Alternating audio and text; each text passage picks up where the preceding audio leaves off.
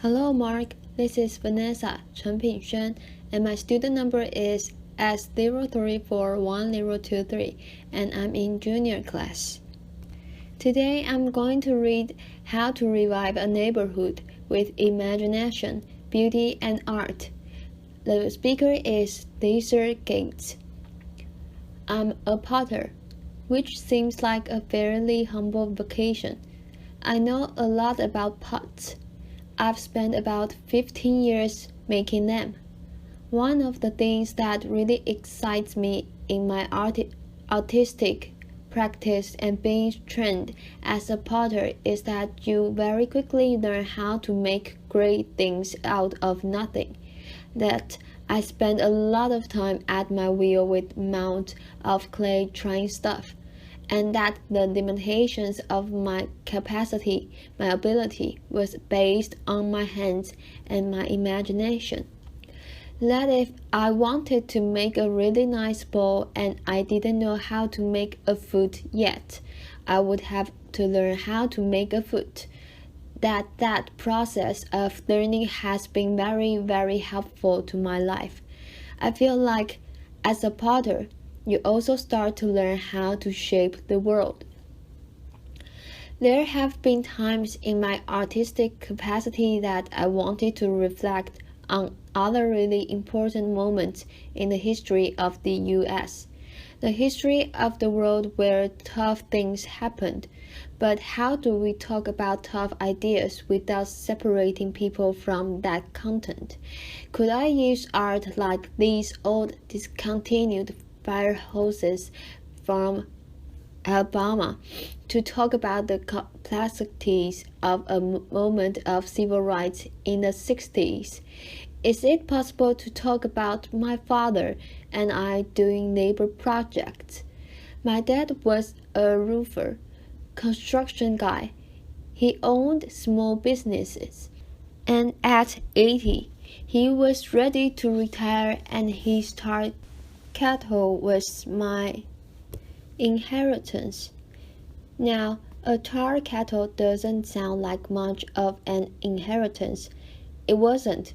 It was stinky and it took up a lot of space in my studio, but I asked my dad if he would be willing to make some art with me, if we could reimagine this kind of nothing material as something very special, and by elevating the material and my dad's skill, could we start to think about tar just like clay in a new way, shaping it differently, helping us to imagine what was possible?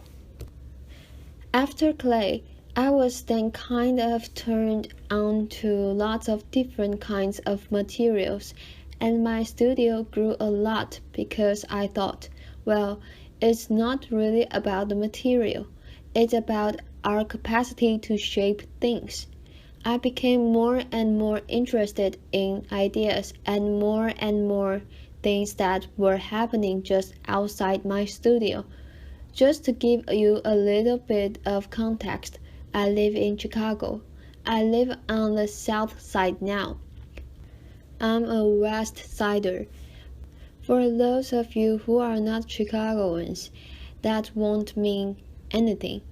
But if I didn't mention that I was a West Sider, there would be a lot of people in the city that would be very upset.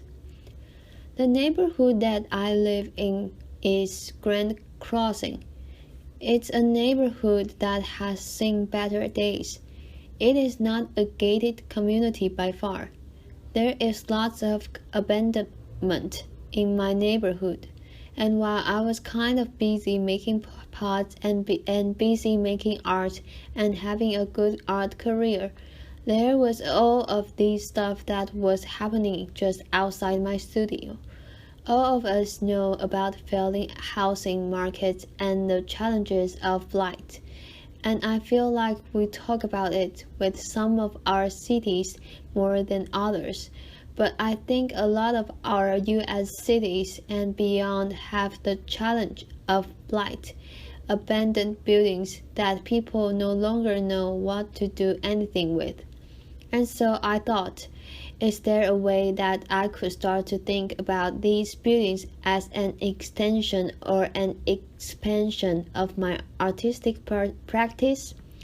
And that if I was thinking along with other creatives, architects, engineers, real estate finance people, that us together might be able to kind of think in more complicated ways about the reshaping of cities. And so I bought a building. The building was really affordable. We tricked it out. We made it as beautiful as we could to try to just get some activity happening on my block. Once I bought the building for about $18,000. I didn't have any money left, so I started sweeping the building as a kind of performance. This is performance art, and people would come over, and I would start sweeping. Because the broom was free and sweeping was free, it worked out. Laughter. But we would use the building then to stage exhibitions, small dinners, and we found that building on my block, Theaster. We now refer to the block as Theaster projects. That in a way that building became a kind of gathering site for lots of different kinds of activity. We turned the building into what we called now the archive house. The archive house would do all of these amazing things. Very significant people in the city and beyond would find themselves in the middle of the hood. And that's when I felt like maybe there was a relationship between my history with clay and this new thing that was starting to develop, that we were slowly starting to reshape how people imagined the south side of the city. One house turned into a few houses, and we always try to suggest that not only is creating a beautiful vessel important, but the content of what happens in those buildings is always very important. So we were not only thinking about development, but we were thinking about the program, thinking about the kind of connections that could happen between one house and another, between one neighbor and another. This building became what we call the listening house, and it has a collection of discarded books from the Johnson Publishing Corporation and other books from an old bookstore that was going out of business. I was actually just wanting to activate these buildings as much as I could with whatever and whoever would join me. In Chicago, there's amazing building stock. This building, which had been the former crack house on the block, and when the building became abandoned, it became a great opportunity to really imagine what else could happen there. So this space we converted into what we call Black Cinema House. Black Cinema House was an opportunity in the hood to screen films that were important and relevant to the folk who lived around me. That if we wanted to show an old Melvin Van Peebles film, we could. If we wanted to show Car Wash, we could. That would be awesome. The building we soon outgrew, and we had to move to a larger space. Black Cinema House, which was made from just a small piece of clay, had to grow into a much larger piece of clay, which is now my studio. What I realized was that for those of you who are zoning junkies, that some of the things that I was doing in these buildings that had been left behind, they were not the uses by which the buildings were built, and that There are city policies that say, hey, a house that is residential needs to stay residential. But what do you do in neighborhoods when ain't nobody interested in living there? That the people who have the means to live have already left. What do we do with these abandoned buildings? And so I was trying to wake them up using culture. We found that was so exciting for folk, and people were so responsive to the work that we had to then find bigger buildings. By the time we found bigger buildings, there was, in part, the resources necessary to think about those things. In this bank that we called the Arts Bank, it was in pretty bad shape. There was about 6 feet of standing water. It was a difficult project to finance because banks weren't interested in the neighborhood because people weren't interested in the neighborhood because nothing had happened there. It was dirt. It was nothing. It was nowhere. And so we just started imagining what else could happen in this building. Applause. And so now that the rumor of my blog has spread and lots of people are starting to visit, we found that the bank can now be a center for exhibition, archives, music performance, and that there are people who are now interested in being adjacent to those buildings because we brought some heat, that we kind of made a fire. One of the archives that we'll have there is this Johnson Publishing Corporation. We've also started to collect memorabilia from American history, from people who live or have lived in that neighborhood. Some of these images are degraded images of black people, kind of histories of very challenging content, and were better than a neighborhood with young people who are constantly asking themselves about their identity to talk about some of the complexities of race and class. In some ways, the bank represents a hub that we're trying to create a pretty hardcore node of cultural activity, and that if we could start to make multiple hubs and connect some cool green stuff around there, that the buildings that we've purchased and rehabbed, which is now around 60 or 70 units, that if we could land miniature Versailles on top of that and connect these buildings by a beautiful green belt, applause, that this place where people never wanted to be would become an important destination for folk from all over the country and world. In some ways, it feels very much like I'm a potter, that we tackle the things that are at our will. We try with the skill that we have to think about this next bowl that I want to make. And it went from a bowl to a singular house to a block to a neighborhood to a cultural district to thinking about the city. And at every point, there were things that I didn't know that I had to learn. I've never learned so much about zoning law in my life.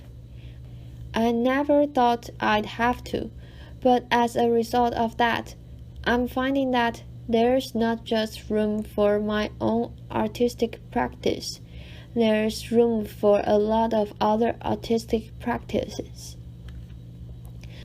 So people started asking us, well, Theaster, how are you going to go to scale? And what's your sustainability plan? Laughter, applause. And what I found was that I couldn't export myself, that what seems necessary in cities like Akron, Ohio, and Detroit, Michigan, and Gary, Indiana, is that there are people in those places who already believe in those places, that are already dying to make those places beautiful, and that often those people who are passionate about a place are disconnected from the resources necessary to make cool things happen, or disconnected from a contingency of people that could help make things happen. So now we're starting to give advice around the country on how to start with what you got, how to start with the things that are in front of you, how to make something out of nothing, how to reshape your world at will or at your block or at the scale of the city. Thank you so much. Applause. June Cohen. Thank you. So I think many people watching this will be asking themselves the question you just raised at the end. How can they do this in their own city? You can export yourself. Give us a few pages out of your playbook about what someone who is inspired about their city can do to take on projects like yours. Theaster Gates. One of the things I found that's really important is giving thought to not just the kind of individual project, like an old house, but what's the relationship between an old house, a local school, a small bodega, and is there some kind of synergy between those things? Can you get those folk talking? I've found that in cases where neighborhoods have failed, they still often have a pause. How do you identify the pause in that place, the passionate people, and then how do you get folk who have been fighting, slugging for 20 years, re-energized about the place that they live? And so someone has to do that work. If I were a traditional developer, I would be talking about buildings alone, and then putting a for lease sign in the window. I think that you actually have to curate more than that there's a way in which you have to be mindful about what are the businesses that I want to grow here, and then are there people who live in this place who want to grow those businesses with me? Because I think it's not just a cultural space or housing. There has to be the recreation of an economic core. So thinking about those things together feels right. JC. It's hard to get people to create the spark again when people have been stalking for 20 years. Are there any methods you found that have helped break through? TG. Yeah, I think that now there are lots of examples of folk who are doing amazing work, but those methods are sometimes like when the media is constantly saying that only violent things happen in a place, then based on your skill set and the particular context, what are the things that you can do in your neighborhood to kind of fight some of that? So I found that if you're a theater person, you have outdoor street theater festivals.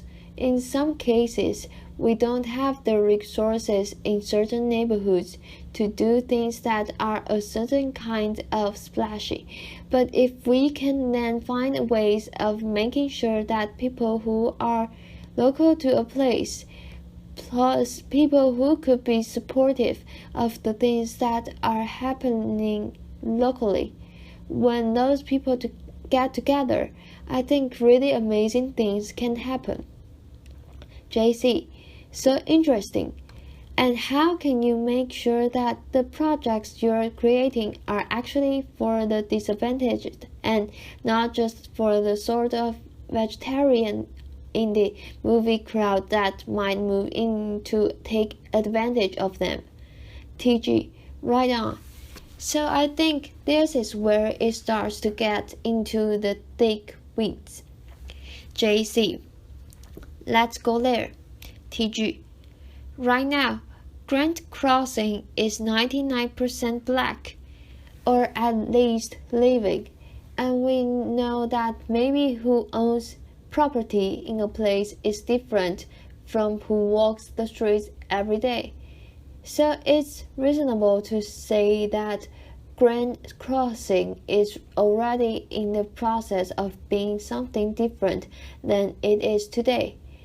But are there ways to think about housing trust or a land trust or a mission-based development that starts to protect some of the space that happens?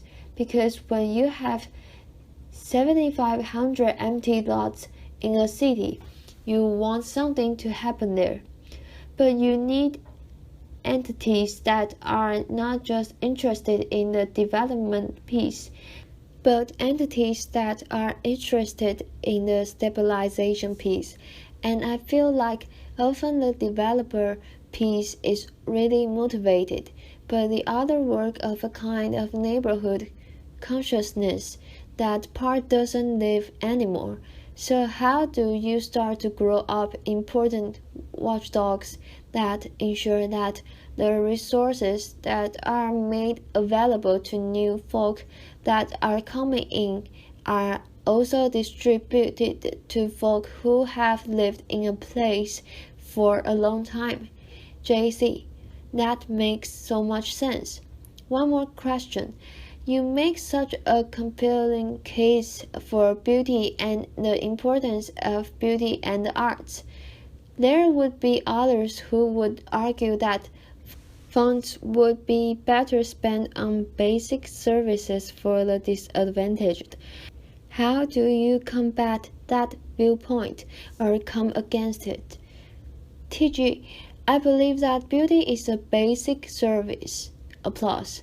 Often what I have found is that when there are resources that have not been made available to certain under-resourced cities or neighborhoods or communities, that sometimes culture is the thing that helps to ignite, and that I can't do everything. But I think that there's a way in which if you can start with culture and get people kind of reinvested in their place, other kinds of adjacent amenities start to grow, and then people can make a demand that's a poetic demand, and the political demands that are necessary to wake up our cities, they also become very poetic. JC, it makes perfect sense to me. Theaster, thank you so much for being here with us today. Thank you, Theaster Gates. Applause. Thank you for your listening.